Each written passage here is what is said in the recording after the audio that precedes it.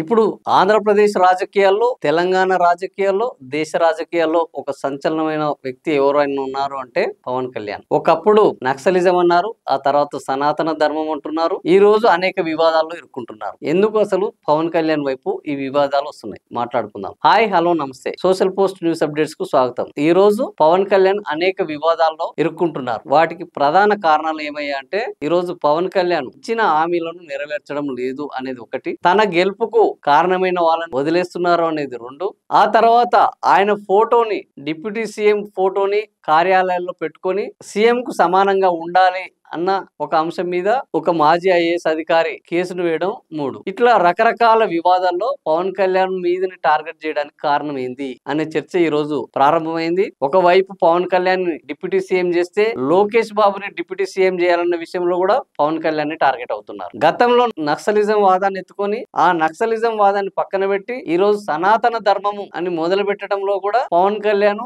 అనేక విమర్శలను ఎదుర్కొంటున్నారు. సీఎం చంద్రబాబు నాయుడుతో పాటు డిప్యూటీ సీఎం ఫోటో కూడా పెట్టడం కొంతమందికి నచ్చక కోర్టుకు వెళ్ళడం, కోర్టుకు వెళ్తే ఆ కోర్టు డిప్యూటీ సీఎం ఫోటో పెట్టకూడదు అని ఎక్కడా నిబంధన లేదు అని పవన్ కళ్యాణ్ కు ఒక రకమైన అనుకూలమైన తీర్పునివ్వడం కూడా ఈ రోజు ఒక సంచలనంగా మారింది. ఆయన గెలుపు కోసం పనిచేసిన వర్మ ఇంకా నేను వీళ్ళతో ఈ కూటమిలో ఉండలేను, ఈ కూటమిని వదిలేస్తాను అని పవన్ కళ్యాణ్ టార్గెట్ గా ఆయన చేస్తున్న విమర్శలు వల్ల కూడా ఈ రోజు పవన్ కళ్యాణ్ వార్తల్లో నిలబడుతున్నారు. సో మొదటి నుంచి పవన్ కళ్యాణ్ వార్తల్లో ఉండడం కొత్తేమి కాదు. అయితే అప్పుడు అనేక వ్యక్తిగత అంశాలతోటి ఆయన వార్తల్లో ఉండగా, ఇటీవల కాలంలో జాతీయ అంశాలతోటి, సనాతన ధర్మం తోటి పదవి పొందడంలోను, అదే విధంగా ఆయన ఫోటోను పెట్టుకోవడంలో కూడా వివాదమవుతున్నారు. వీటితో పాటు సినిమాలతోటి కూడా ఇప్పుడు కొత్త వివాదం మొదలైతుంది. ఆల్రెడీ హరిహర వీరమల్లు సినిమాతోటి హరిహర వీరమల్లు హీరోయిన్ ని ప్రభుత్వ వాహనంలో తిప్పడం తోటి వివాదంలోకి వచ్చిన పవన్ కళ్యాణ్ ఓజీ తోటి కూడా కొత్త వివాదానికి తెరదేయబోతున్నారు. ఓజీ ఒక మాఫియా డాన్ కథాంశంతో ముందుకు వస్తున్నది.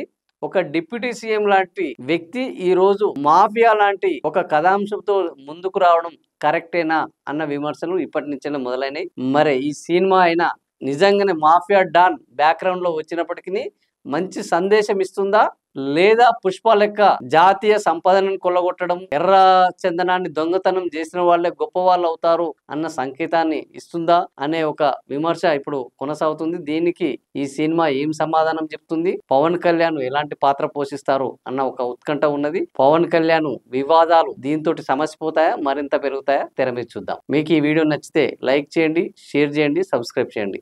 మరిన్ని వివరాలు కావాలనుకుంటే మీ అభిప్రాయాన్ని కామెంట్ల రూపంలో తెలియజేయండి. Thank you for watching.